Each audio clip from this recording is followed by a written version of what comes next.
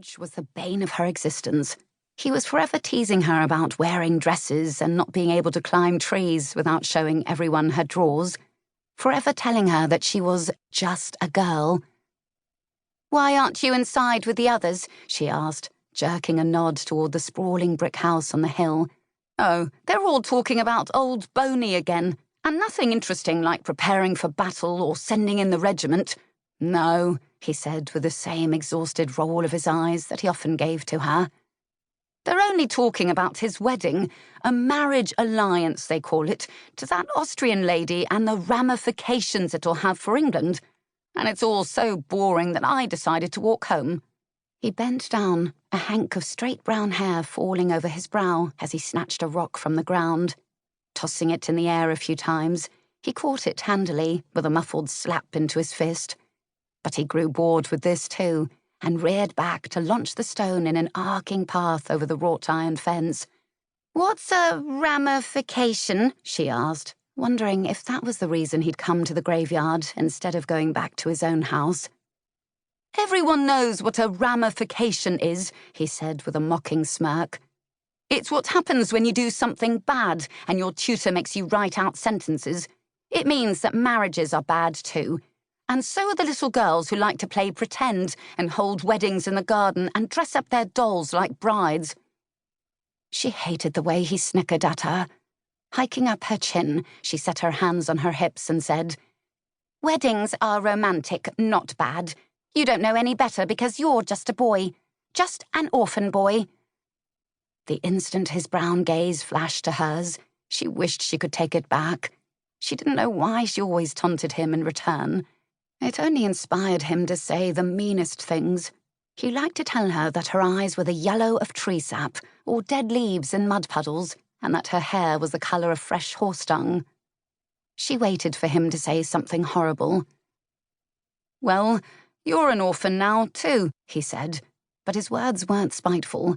They were quiet and sad, in a way that made her eyes sting and her throat tight. "That's your mum over there, isn't it?"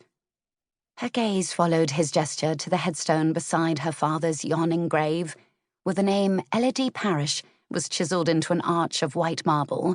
It was like having her own gravestone before ever having a chance to live. Already she didn't like being an orphan. She wanted to cry about it, but with her dreaded neighbour here, she couldn't.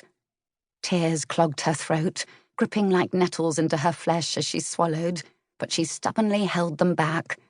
Standing tall, she believed herself to be quite grown up indeed, until a stuttering breath shook her, making her sniffle wetly. She darted a hateful glance to George, daring him to laugh at her. If he did, she'd push him into that hole. But instead of teasing her, he surprised her by walking over and handing her his handkerchief. "Here, you should probably blow your nose or something." "Thank you," she said with a polite sniff and turned away. Then she gave the damp, dirt-smudged square of starched linen back to him. He crammed it into his pocket, then stood beside her for a full minute before talking again.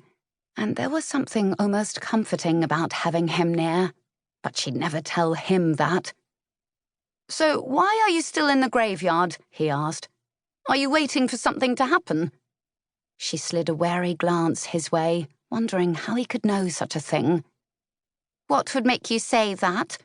"Dunno," he said, his attention suddenly fixed on the moss underfoot.